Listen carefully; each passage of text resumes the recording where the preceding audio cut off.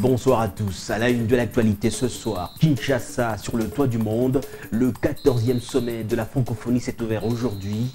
15 chefs d'État ont répondu présents au rendez-vous francophone.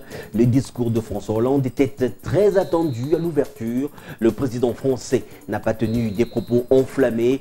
Il a plutôt exposé ses 4 priorités. Les échanges entre les États francophones, la lutte contre le réchauffement climatique, la paix et l'unité au sein de l'organisation, mais aussi la promotion de la démocratie. Joseph Kabila a lui mis l'accent sur la guerre dans l'Est de la République démocratique du Congo, l'insécurité, l'implication des pays voisins dans la déstabilisation de la paix sont inacceptables, a dit Joseph Kabila, tout en soulignant les efforts de son gouvernement pour le rétablissement de la démocratie, le rétablissement de la paix et le renforcement de la démocratie. Et en marge de ce sommet, il y a eu des affrontements alimentés entre forces de l'ordre et les militants de l'UDPS. Ces derniers se concertaient pour accompagner Tshisekedi rencontrer Hollande. Ils ont été dispersés par les forces de l'ordre qui ont procédé à plusieurs arrestations. Vous êtes à Kinshasa, bienvenue à tous. Vous suivez l'une des meilleures rédactions du pays.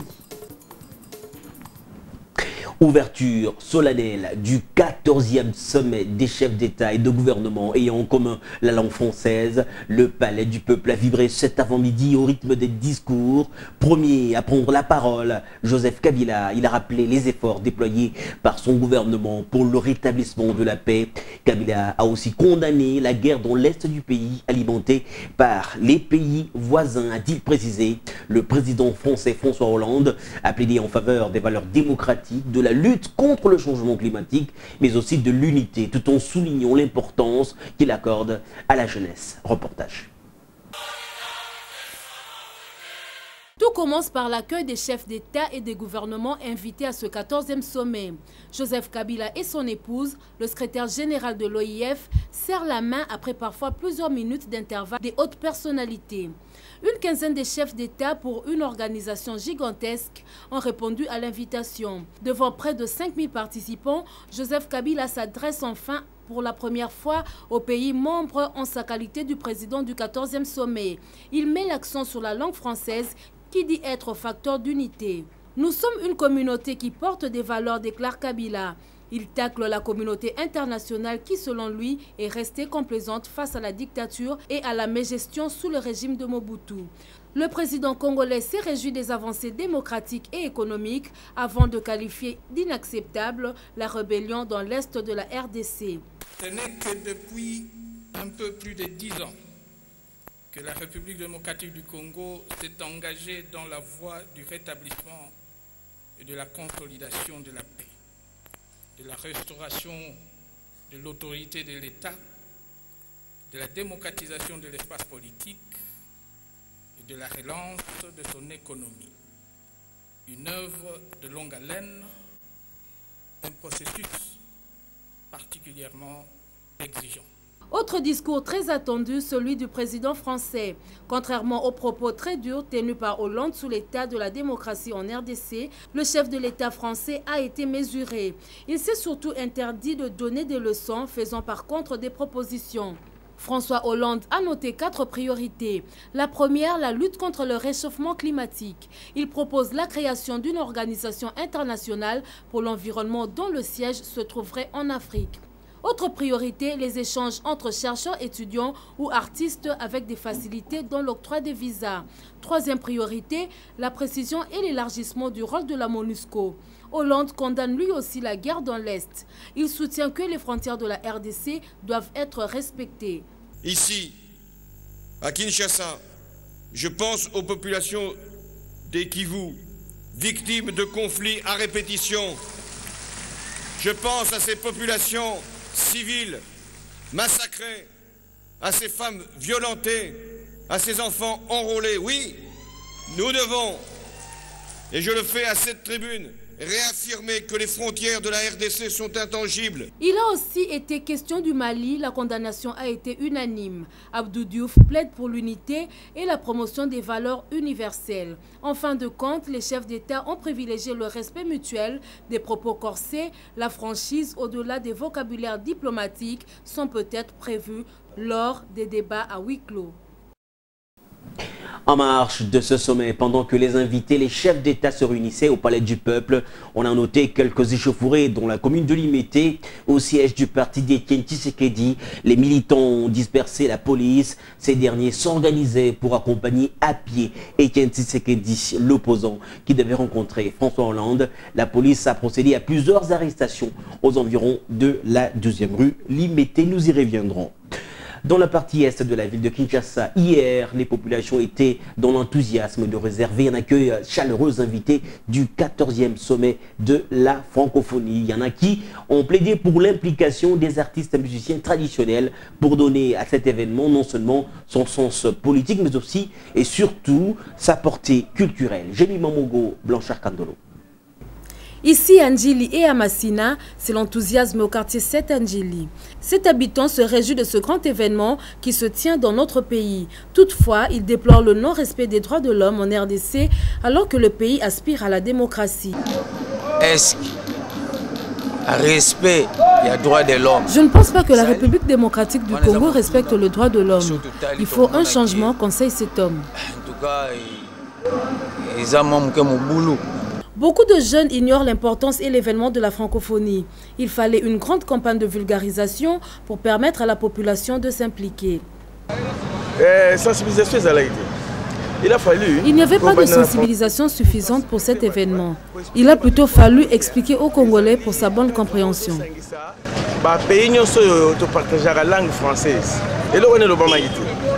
Ce sommet est non seulement une affaire politique, mais surtout culturelle. Ce musicien traditionnel Congo déplore la non-implication des artistes. C'est regrettable d'inviter un groupe folklorique camerounais de venir au Congo. Mais le groupe folklorique Né Congo ne sont pas représentés dans cette francophonie. Et il est déplorable de trouver que certains groupes, on a choisi des groupes de musiciens qui parlent la langue lingala. Le 14e sommet de la francophonie aura sans doute à exploiter le côté culturel et ouvrir des grands horizons au plus grand pays francophone qu'est la République démocratique du Congo. Dans la commune de Matete, beaucoup sont préoccupés par leur survie, par leur vécu quotidien. Quelques rares personnes interrogées, dont des vendeurs au marché municipal de Matete, par nos reporters, ignorent totalement le contour des assises qui se tiennent à Kinshasa et en République démocratique du Congo. Il aurait fallu une grande campagne de sensibilisation pour permettre aux Congolais d'en savoir davantage sur cet événement. Fideline Kitumbu, Dieu merci Sweka. Créé depuis 1954, le marché municipal de Matete, l'une des communes urbanisées de la ville de Kinshasa, expose plusieurs produits alimentaires venus de différentes provinces du pays. La plupart des marchands ne pigent rien sur la francophonie, d'autres par contre expliquent à leur manière cet événement.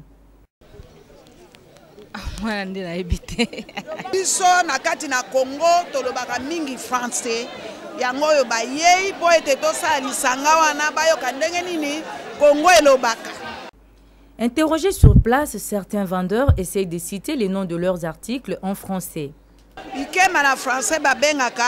Grosse banane. Les omelettes. Quel est en français?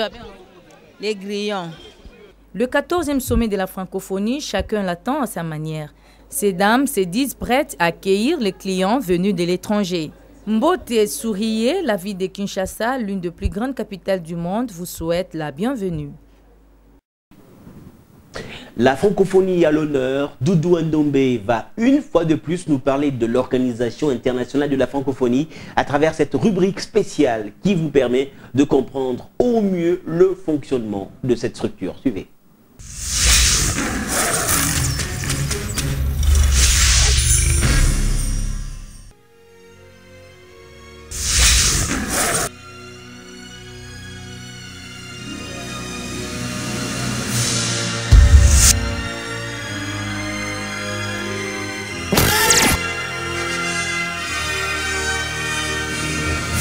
Depuis quelques jours, les Kinois ne jurent que par la francophonie. Eh bien, parlons un peu de l'Organisation internationale de la francophonie.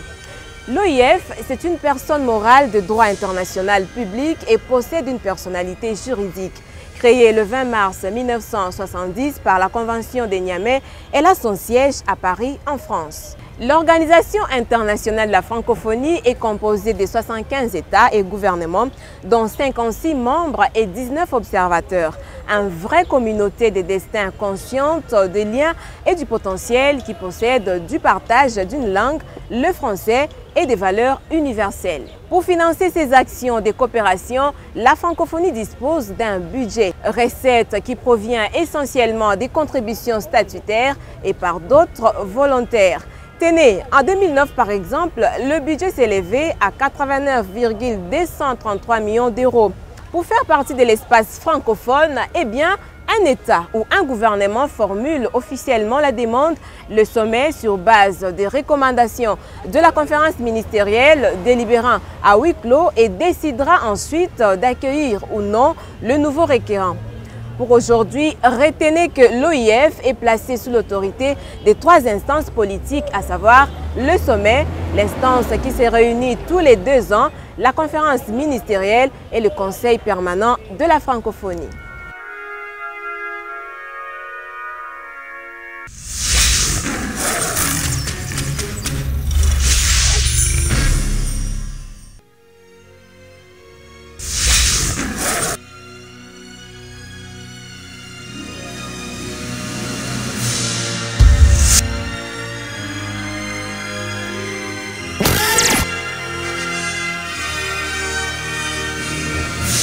Toujours dans le cadre de la francophonie, Justin Lukongo, artiste collecteur, expose pour 3 jours des vieux timbres, cartes postales et billets de banque. Cette exposition retrace l'histoire de tout un peuple. Elle démontre la valeur éducative, culturelle et même commerciale de 72 États membres, associés et observateurs de la francophonie. Reportage, Jémi Mamogo.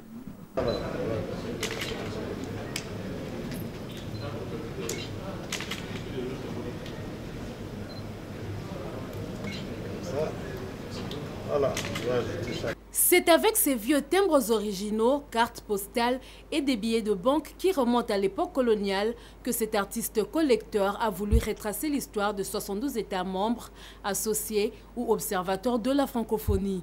Justin Lukongo, collecteur depuis 28 ans, peint non seulement l'histoire de la RDC depuis l'État indépendant du Congo jusqu'à nos jours, mais aussi, à travers 3 tableaux numismatiques des francs congolais, il met en valeur la richesse naturelle et environnementale de la République démocratique du Congo.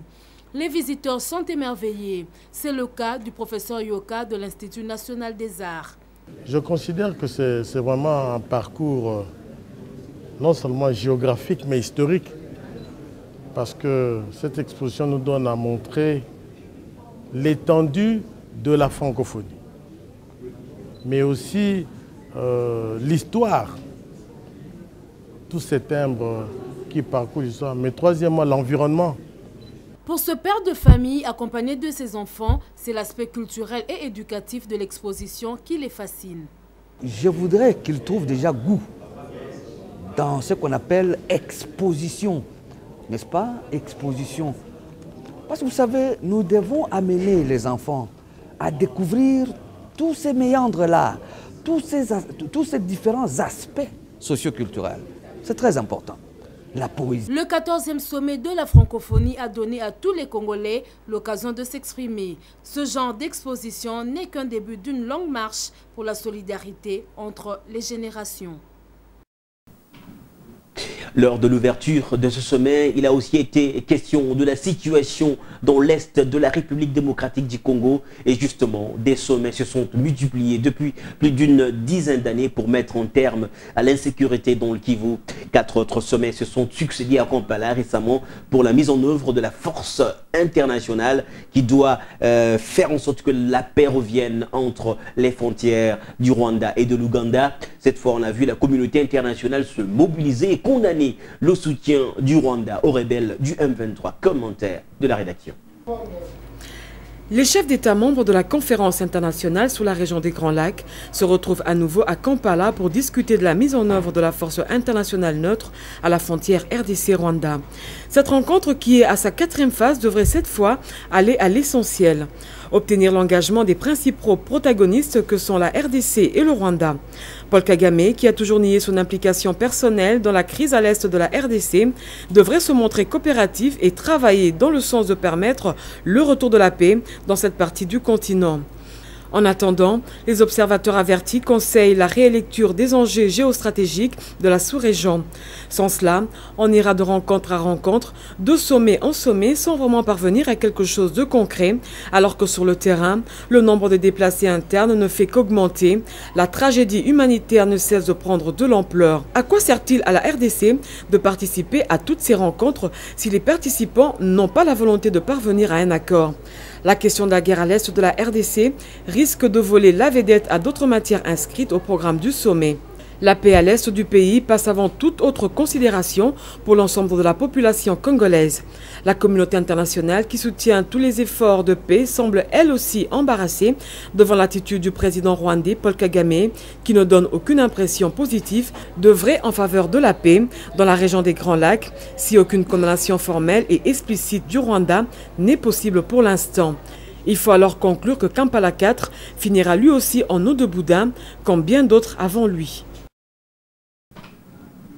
L'épouse du chef de l'État, Marie-Olive Lembe Kabila, a fait un don des kits scolaires et des équipements sportifs aux enfants des militaires vivant au camp militaire Louano, Dumez, Mobile et CTR.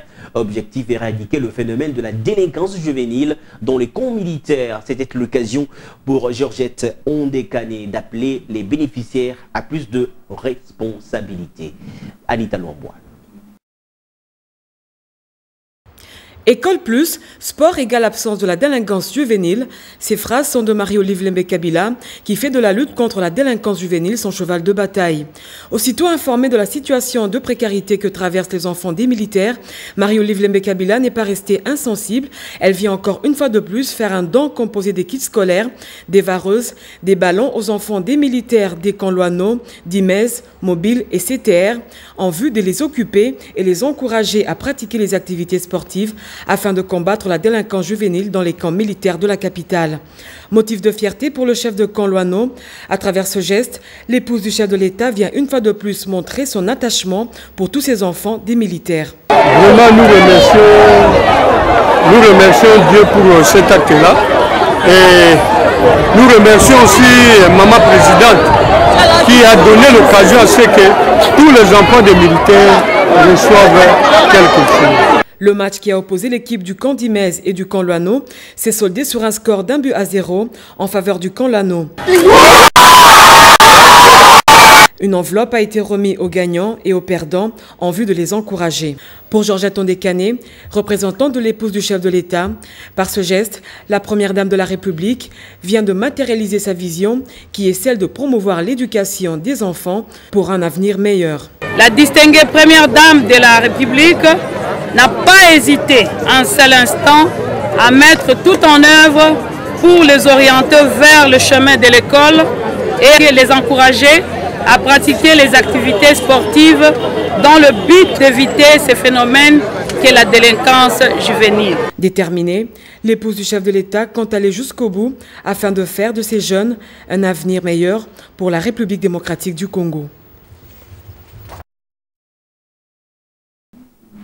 Voilà, mesdames et messieurs, ainsi prend fin cette édition d'information. Merci de nous avoir suivis. Je vous retrouve demain dimanche dans le cadre des sujets qui ont marqué l'actualité de la semaine. Au revoir, portez-vous.